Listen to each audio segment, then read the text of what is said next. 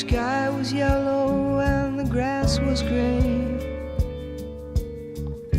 We signed the papers and we drove away.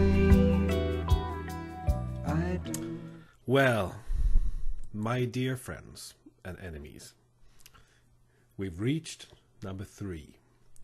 Those of you who have been patient enough to follow this video series up till now, I bow to you for your endurance.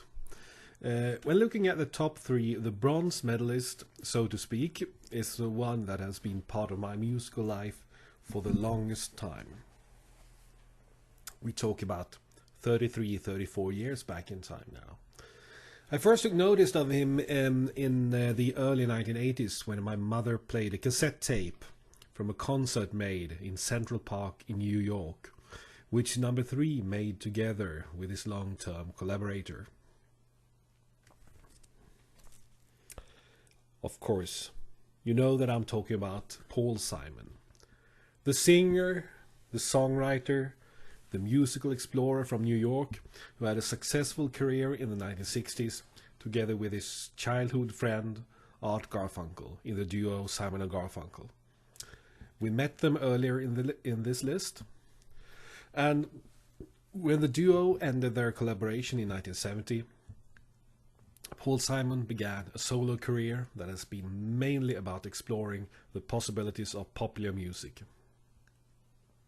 On his albums, by dipping his toe in the sea of Jamaican music, gypsy jazz and blues, and continued in the same manner and added gospel to the next 3 albums.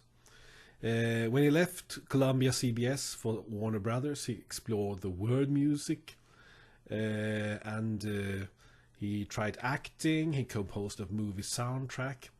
After a successful reunion tour with Art Garfunkel that ended in a confusing manner, the comeback album Think Too Much, that developed into a Paul Simon solo album called Hearts and Bones instead. By this time I had started listening actively to his albums, and when I heard that he had been to South Africa to record his new album Graceland, my initial thought was, why on earth did he do that? But of course, we do know now that what a great decision that was. And when I bought the album, I loved it from the first time.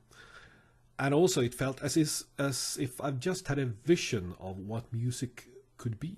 It opened up my ears, so to speak.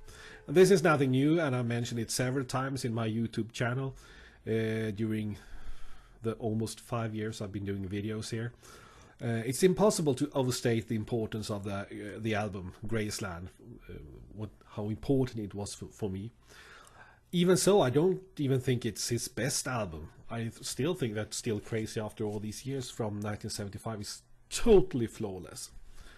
The song I Do It For Your Love is one of the best ballads I've ever heard, both musically and when it comes to the lyrics. It's not even considered one of the most well-known Paul Simon tracks. I'm happy to say that Paul Simon has never stopped exploring the possibilities of popular music. Even now, when he's over 40 years old, he keeps releasing new material, even if it takes a hell of a long time to work on it, which means that he hasn't done more than 11 studio albums since 1972. Not counting the live albums and his first solo album, the Paul Simon Songbook, recorded back in 1965.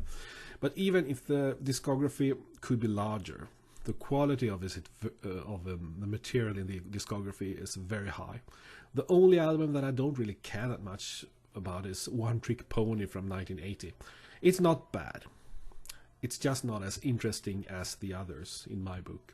His collaboration with Brian Eno, Surprise, was amazing, and the latest, not last I hope, album So Beautiful or So What showed a musician and songwriter that's still vital and curious, and that's quite promising for the future as well.